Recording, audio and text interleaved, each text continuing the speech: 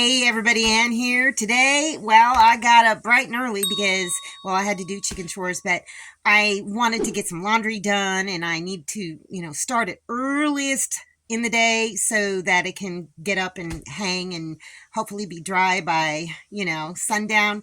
And so today is going to be about gardening, indoor and outdoor, and maybe some chickens and maybe some cute puppies. Oh, and I've got some very good advice for homesteaders looking for land, and I'll talk about that at the end.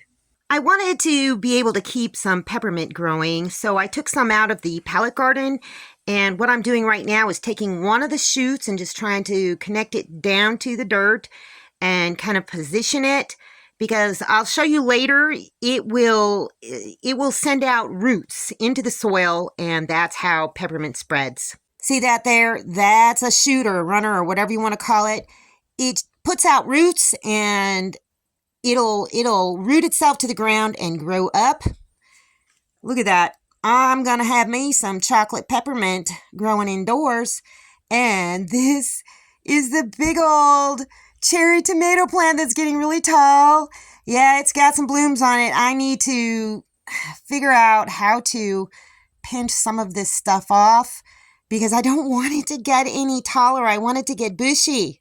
And then this is a black Hungarian. Yeah, neither of these plants are doing very good. They've both got fruits on them, and the leaves are just kind of, check this out, they're just kind of falling off. So I don't think they're going to last. Here's my hydroponic garden. The kale is doing pretty good. The cherry tomatoes look pretty gosh darn healthy.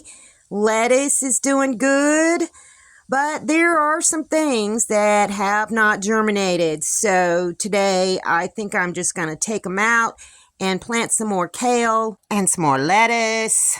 See, those are the Hungarian hot wax. They have both germinated, but the Anaheim peppers on the other side have not. So I'm just going to take them out and plant something else in them, and probably move the cherry tomatoes. These are the ones that the Anaheim peppers were in. I'm going to take them out, take the seeds out, and in their spot, oh, look at that root. Oh my gosh, it's so big. I'm just going to move the tomatoes over there, put them in the back, and because they're going to be pretty gosh darn tall, I'm thinking. And see how they do back there, and keep the spinach and lettuce, not spinach, kale and lettuce out in the front. Look at that. Oh my gosh. So I think they'll do better in the back so that they can grow taller. And this is the kind of kale that I've been planting. It's come up really nicely. So I'm just putting several seeds down in the pod that I emptied out, and more in that one. And then I'm going to take my mother's suggestion and poke them further down into the sponge with a toothpick, put the domes back on, and move to the next. I planted a couple more kale and a few more lettuce. Put all domes back on, and then lower the light. I just push it down from above, and I like it to be just maybe an inch or two above the plants, because I don't want them to get too leggy, if you know what I mean. So it's basically just a few inches above the plants. These are the seeds that I took out. The sage, spinach, peppers, absolutely nothing going on with them. In fact, a few of them look kind of rotten. So I just took them out and threw them in the garbage. This morning I decided to put in with Mama Jane, but I've got the door closed because I grabbed this one first, and she was one of Romeo's favorites. She is getting her feathers back slowly but surely, and put her in here, and Mama Jane fiercely chased her around. So I've got this one in here too, and she looks very Easter egg-ish. So I'd like to isolate her and see what color eggs she lays. I know this one right here lays a brown egg, but I'm sorry, girlfriend. You were just like sitting down taking a nap, and I came out here and bothered you. So I've got this feeder, and I've hung this waterer over here. That other waterer is over there, and I've just got a little tray out there for them. So come roosting time, I'll open this up and let Mama Jane and baby chicken, but I figured this would be a good way to do it so that Jane and baby can kind of see them and get used to them. So hopefully this will work out. I like to slowly start incorporating these chickens in that aren't roosters in with the other flocks. So I don't know. Tonight I may take the 2 black chicks and put them in the pen. I'm not sure if I'm going to do this today or not. But I'd like to get these chickens out of this van.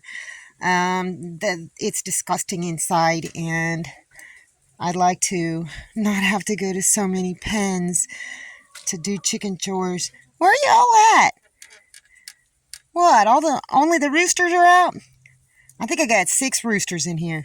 Peaches, or Peach, whoop, is doing really good. This has basically grown back. There's still a small patch where there is no feathers, and I don't know if the feathers will grow back over that spot. But she's been laying me an egg every single day, molting. Now, their backs were bare, so they have gotten a lot of the feathers back on their back, but they're still molting other feathers. Oh my gosh, look at that. She laid me another egg. The 2 Easter eggers, the green egg layers, are not, they've basically stopped laying as most of the others have. Huh? Whoops! Thank you, girlfriend. You two, look at you. Yes, you're going to Miss Selena and Seth. Look at you two. You need to grow your tail feathers back. Yep. These are going to Seth and Selena once they get things situated over there. And then the pen that they're in is going to become the gentleman's quarters again. I picked that 1 tomato that was getting ripe, but these are still growing. Look at, there's a nice cluster there. They're still green. I may pick some. Oh, see, look at, here's another one that's gotten eaten by something. That's okay.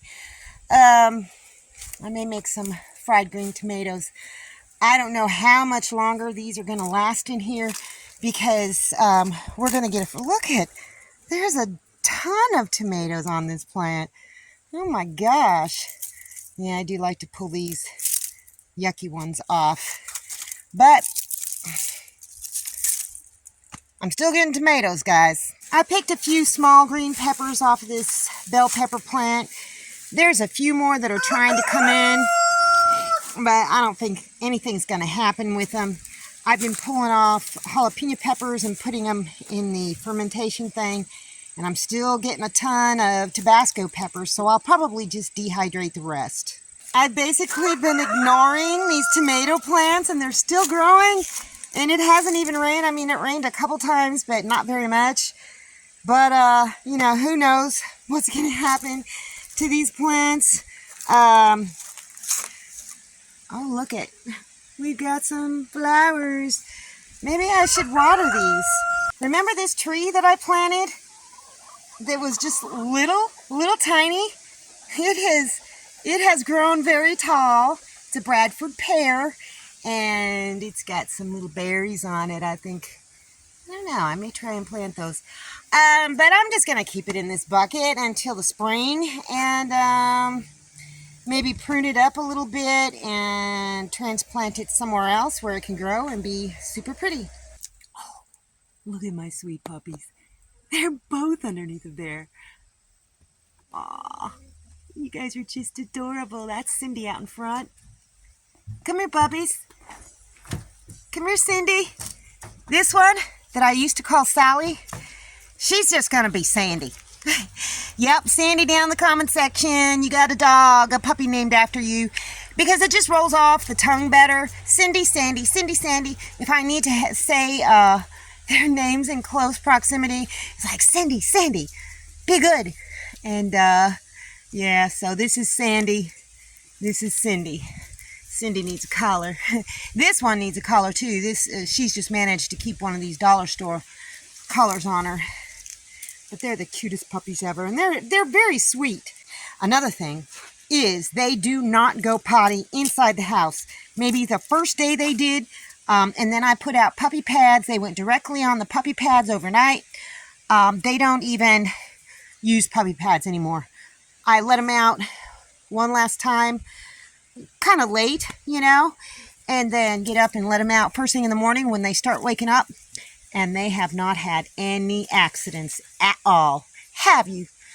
Somebody needs to clean up this yard because you messed it up. And of course, Papa's a good boy.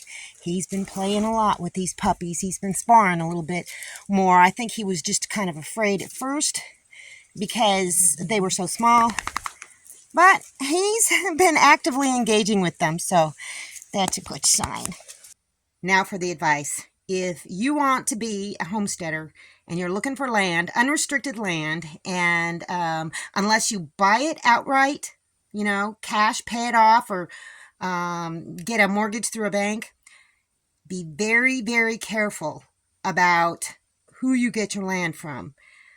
Research the land broker, especially if you're entering into a contract that, it's like a lease to own or rent to own or whatever.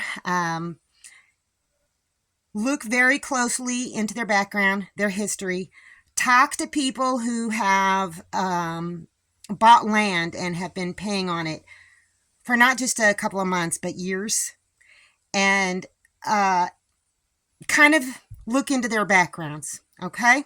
It's very, very important that you do this because, well, you don't want to be dealing with what I and many others like me are going through right now. So that is my best advice. Do your homework. Investigate not only the owners, but other people connected to them. Very, very important. Anyhow, that's all I got for you guys today. See you in the next video.